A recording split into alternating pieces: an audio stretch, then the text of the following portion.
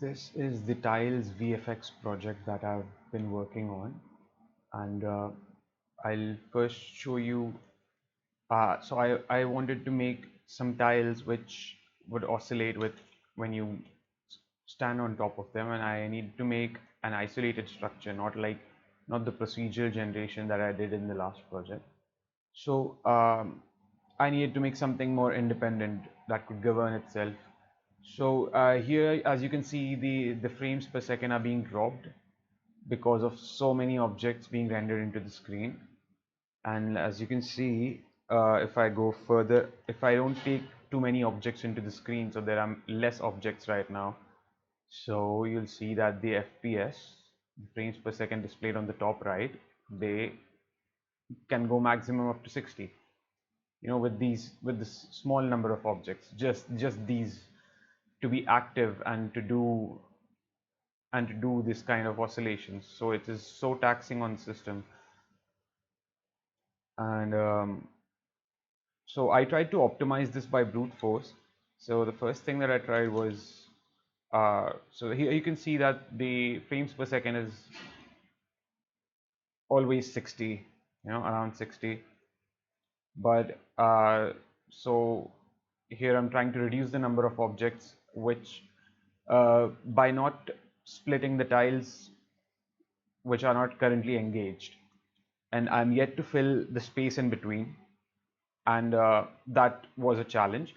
So I explain how. So this is also meant to work with more more players. So that no matter how many number of players are there, and this was supposed to make a good set of optimized tiles which do not drop the FPS, which they are not dropping now, but I need to fill the space in between. So to fill the space in between, so there are tiles over there which we cannot see in the space. So they're still split. So I need to take them into account, and the thing that I tried to apply was recursion to see which tiles are activated currently, which are not, and the rest I can fill it with extended tiles. Just like I've filled the space around this place with 4 tiles. Just 4 tiles which are expanded in these directions. So I wanted to fill these also with the smaller extended tiles. But so the recursion posed a problem. As the number of tiles taken into account increased, the recursion itself started slowing down the frame rate.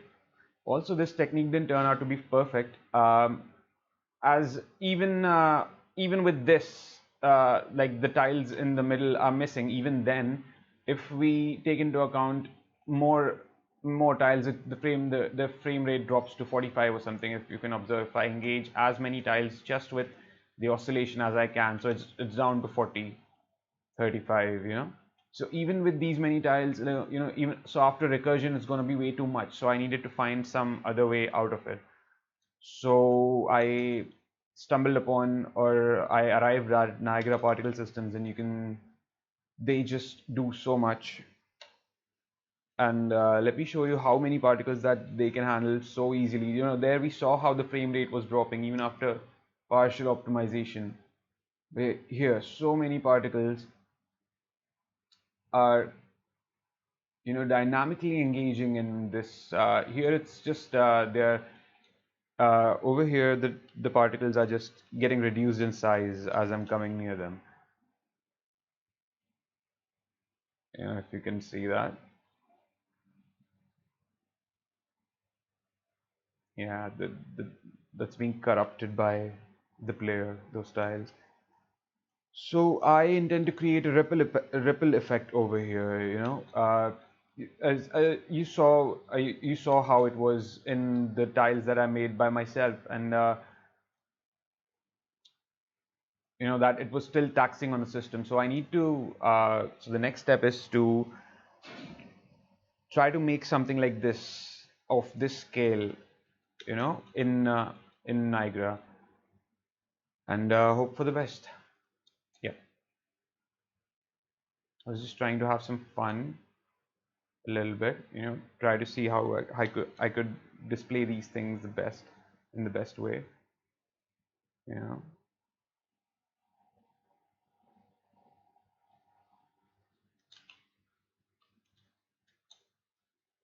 So powerful, this tool, this plugin. Yeah, thank you for watching.